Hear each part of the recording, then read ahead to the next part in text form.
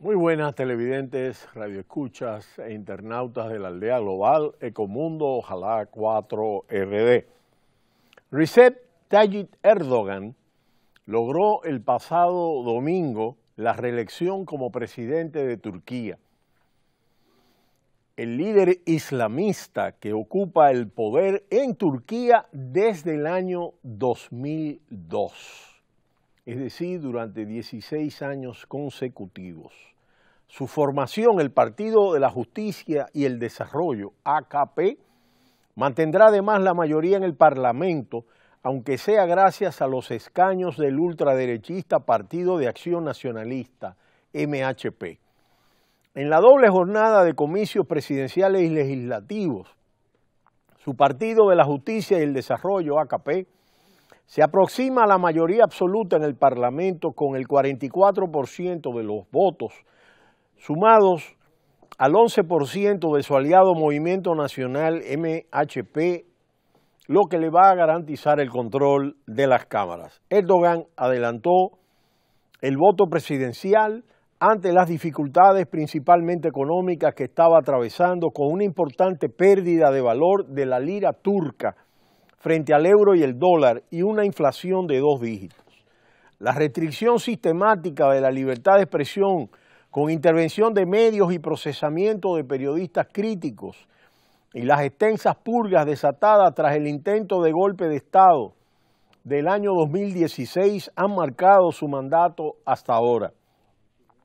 A pesar de las denuncias de fraude y varios incidentes, el mandatario seguirá hasta el año 2023 en el palacio fastuoso que ha construido, que supera a el nivel de espectacularidad de cualquier casa de gobierno en proporción a lo que es Turquía. Erdogan y el Partido de la Justicia y el Desarrollo se han transformado en una formidable máquina de ganar votaciones. Han vencido en todas desde el 2002 y cuando perdió la mayoría parlamentaria absoluta en junio del 2015, el presidente forzó su repetición 5 meses después. Quienes le rodean admiten que gobierna a golpe de sondeo para contentar a la opinión pública.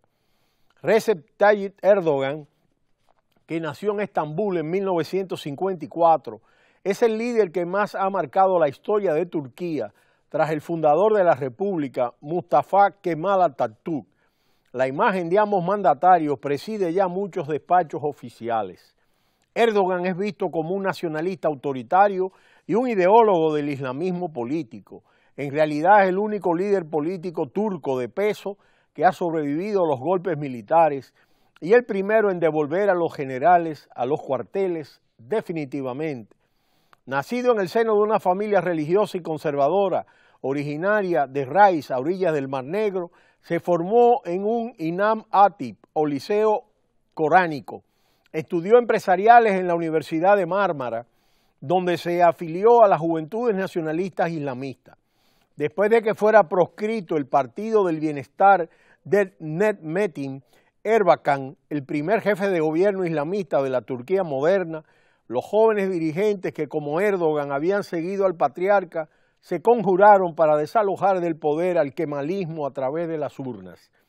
Desde la alcaldía de su ciudad se catapultó hace casi un cuarto de siglo a la política nacional, hace 3 lustros. Erdogan permaneció 4 meses en la cárcel y fue inhabilitado políticamente por haber leído un poema islamista hace ahora 20 años. Fundó junto a Gül y otros dirigentes el Partido de la Justicia y el Desarrollo, AKP, como un equivalente islámico en Turquía de la democracia cristiana alemana. La reactivación de la economía tras la crisis del año 2001 fue el programa electoral que le condujo a su primer triunfo junto a las reformas y el acercamiento a Europa. Sin embargo, varios parámetros importantes han cambiado e influirían no necesariamente para bien en la acción del presidente reelecto. En primer lugar, el voto ultranacionalista que en las presidenciales del 2014 optó por el candidato opositor o no acudió a las urnas, ha sido fundamental ahora para apuntalar la victoria de Erdogan. Además, Queda por saber qué reclamará el ultraderechista MHP a Erdogan a cambio de su apoyo. El MHP es un partido que se hizo famoso en los años 70 del siglo pasado por su acción violenta. Es el Partido de Acción Nacionalista, MHP. Finalmente el país aparece dividido en tres zonas, con un oeste laico, un sureste kurdo y un centro que apoya el conservadurismo islámico. Erdogan deberá lidiar además con la gestión de millones de refugiados procedentes de la guerra siria y la intervención militar turca en países vecinos contra los kurdos. Pero su verdadero reto es que deberá elegir entre un autoritarismo personalista apoyado en el islamismo moderado o la modernización democrática del Estado laico que fundó Kemal Atatürk. Su decisión modelará la Turquía del futuro. Por supuesto, va a gobernar un país dividido y este será el primer reto de Erdogan tras ganar las elecciones.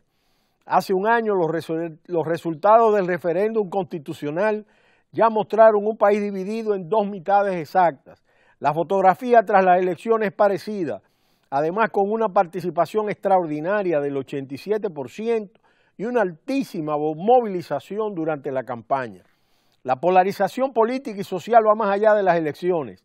Un estudio reciente de la Universidad de Bilgi aportaba datos preocupantes. Un 80% de los encuestados no quería que su hija se casase con alguien de un partido político rival y a un 68% le molestaría tenerlo como vecino.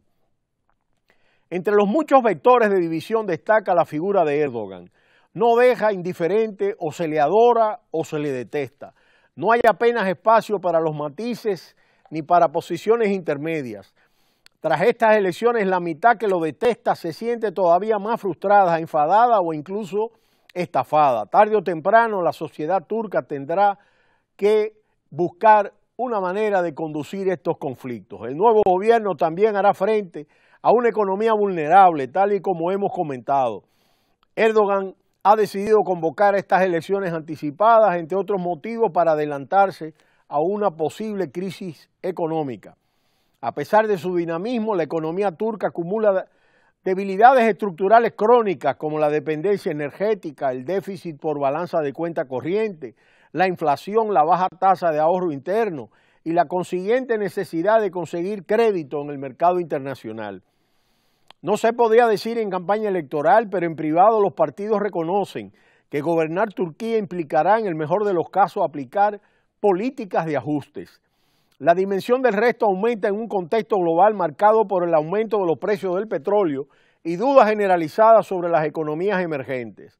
También tendrán que tomarse decisiones sobre las operaciones militares en curso en el norte de Siria y de Irak, consolidar posiciones, empezar a retirarse o ir más lejos.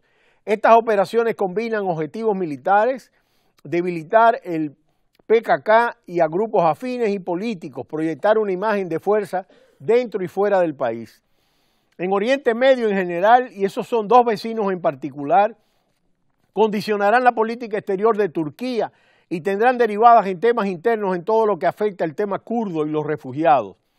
Las elecciones han reforzado el papel del Partido de Acción Nacionalista conservador, los nacionalistas turcos de derechas, y esto no augura un papel de conciliación. Estos retos se afrontarán en un clima de desconfianza respecto a socios y aliados.